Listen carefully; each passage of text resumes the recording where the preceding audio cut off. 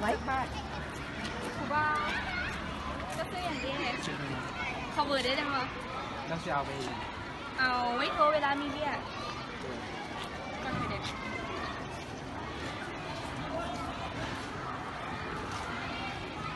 ขอบใจเด้อได้ที่โทรไหน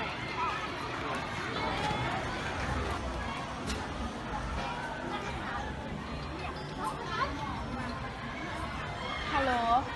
อันนี้มันเบอร์ไอ้หนูบอดูอะไรเล่านี่มันเบอร์แพงหน่อยนี่มันเบอร์น้อยเด้อที่อันมูไปขอเบอร์มือเศร้าหันนะว่าที่ซ้อนไอ้หนูหันไปนั่งริมอยู่อะไรมากไอ้หนูทันที่บอเลยไปกับไปเดียวมือแรงเจอกันเที่ยตามนั่นแหละเขานอนเขาเองใหญ่แข่งเงาว้าผู้ลูกพากันไปเสนาพากันมาซ่าแช่ผู้โกก็เป็นการว้าเป็นจังหวะที่แล้วเอาเห็นเขามาเพียงก็สาวก็รู้ติดกันนอนแล้วที่บ้านก็เนี่ยเดี๋ยวพากันไปเสนาพากันมาซาเทไปใส่กับยาพวกคอยเอาแกนมาเจ้าว่าดมๆอันนี้นะถ้าชิโตมันจะได้อธิบายเข้าใจได้ก่อนได้ใส่มาไว้ก็วันนี้เจ้าไปแต่คนนี้อยากถามว่าประโยคอ้อมมาได้ใช่ไหมเรียกว่ามาใส่เลยที่ไม่อยากให้แกวันนี้ครับอ๋อเข้าใจแล้ว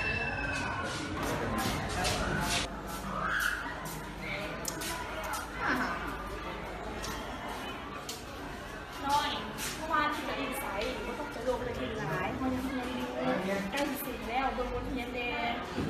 ที่ไปใส่กับเกี่ยวอย่างกับเจ้าที่มีของข่อยนะคนของข่อยเสียงก็ได้แม่กับเรื่องของข่อยแล้วเกี่ยวอย่างกับเจ้าไปเดี๋ยวก่อนคนเดินนี่ครับเดี๋ยวเราฟังระยะ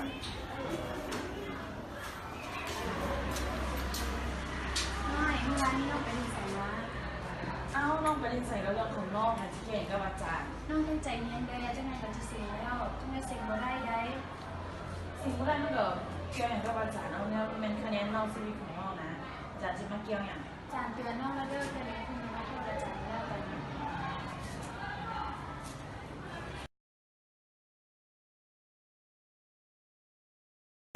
ฮัลโหลเซียวมื่อนี้วางบ่อันน่ะสาวสวนเป็นอันชิวๆเนี่ยอยู่ห้านอะไรมากสาวงามบ่แต่งามเลยห้ามผมไหมตามนั่นโอเคเซียวอันน่ะเดียวไปถามเดียว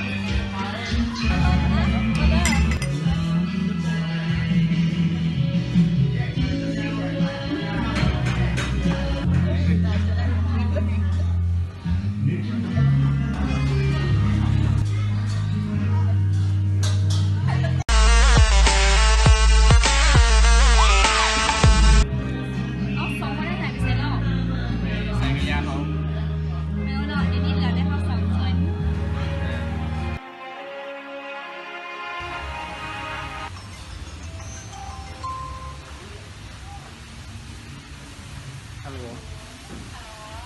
ด้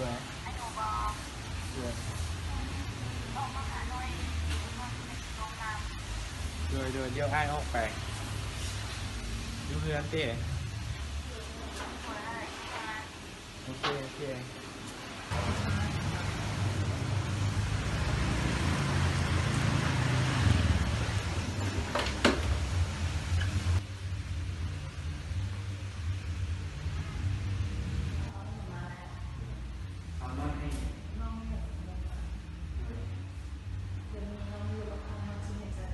รูปมันเนี่ยผมเป็นรูปให้ เอง ไอ้พวกแบบนี้ แปลงออกซะถ้าเราออกเรื่องกัน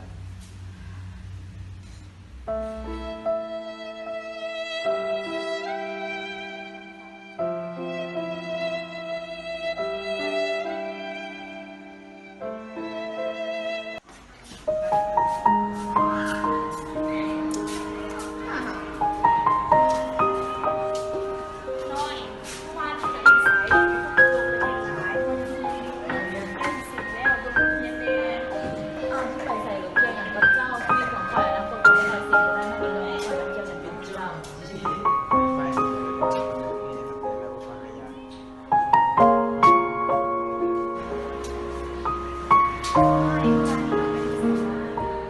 อ้าวลงไปใส่แล้วลองมองเกี่ยวกับจ้า ใจเย็นๆสิ่งอะไรได้ สิ่งแรกก็แกแล้วเป็นคะแนนเราสิจะเกี่ยวกับ จากเดือนเราก็เริ่มได้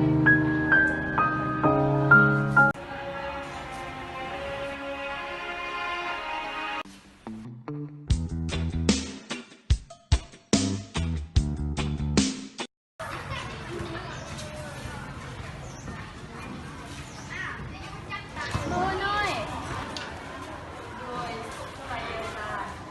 เอาเจนี่เป็นคนพูดคนดีแล้วเนาะน้องเรียนเป็นเจ้าเรียนมันเทียนดี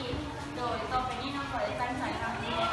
ทำให้มันสบายอย่างพวกอาจารย์เราคอมเมนต์ห้องสมุดที่เก่าอยู่แล้ว น้องดีแล้ว ตั้งใจทำเด้อแต่ชอบเป็นเพื่อนหมาย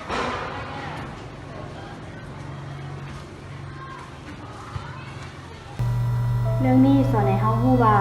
สิ่งที่คนเฮาเฮ็ดผิดพลาดไปแล้วนั้นยังสามารถกลับมาเป็นคนดีได้ มันยังบ่สายเกินไปสำหรับคนที่จะกลับตัวกลับใจเป็นคนดี